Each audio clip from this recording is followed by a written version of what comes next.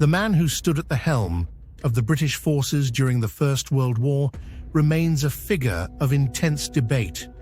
Was he a visionary leader or a symbol of stubborn tradition?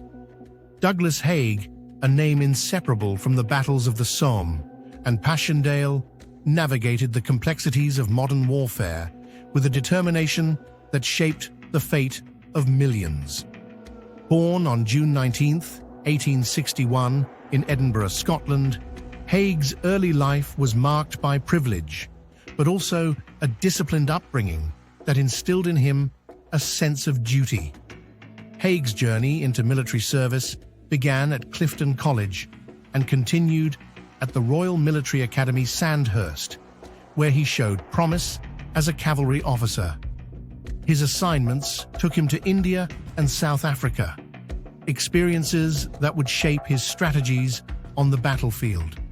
By the time Europe stood on the brink of war in 1914, Haig had climbed the ranks to become one of Britain's most influential military minds. When the Great War erupted, Haig initially commanded the First Army before rising to lead the entire British Expeditionary Force, BEF. His tenure was defined by unprecedented challenges: the brutal innovations of modern technology, the shifting nature of combat, and the sheer enormity of the global conflict. Haig's leadership was tested during the infamous Battle of the Somme in 1916, a campaign launched with high expectations, but one that ultimately resulted in staggering casualties. On the first day alone, British forces suffered nearly 60,000 losses, a grim record that haunted the war effort.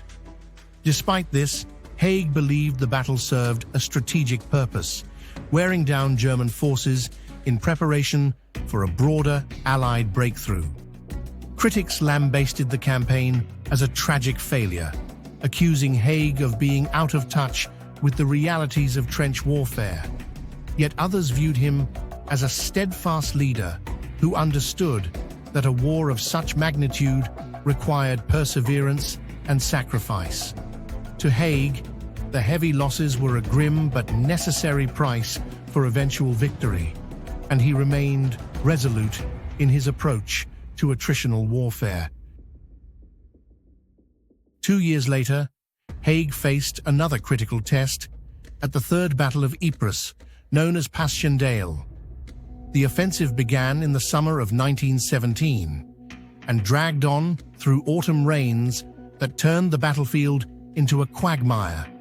Soldiers slogged through mud so deep that it swallowed men and horses alike. Despite these harrowing conditions, the BEF managed to capture key territory, providing strategic gains at a great human cost. Passchendaele became a symbol of the unimaginable suffering of the First World War, cementing Haig's controversial reputation. To his detractors, he was the butcher of the Somme, a man indifferent to the lives of his soldiers. Yet his supporters argued that he was simply a commander, responding to the brutal necessities of a conflict unlike any the world had seen. Through these trials, Haig's unwavering belief in his mission defined his wartime leadership. He understood the devastating arithmetic of total war and believed that a decisive victory required endurance as much as strategy. His role in shaping the Allied victories of 1918, particularly during the 100 Days Offensive, was pivotal in ending the war, though it did little to quiet the polarizing opinions about his methods. After the armistice, Haig turned his attention to those who had borne the cost of his decisions, the veterans.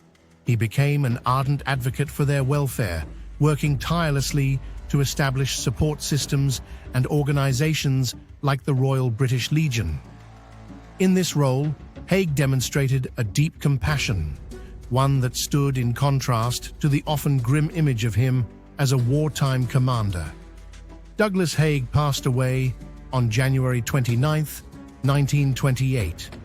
His life, shaped by the weight of history's most brutal conflict, continues to provoke reflection on the complexities of leadership, sacrifice, and the human toll of war.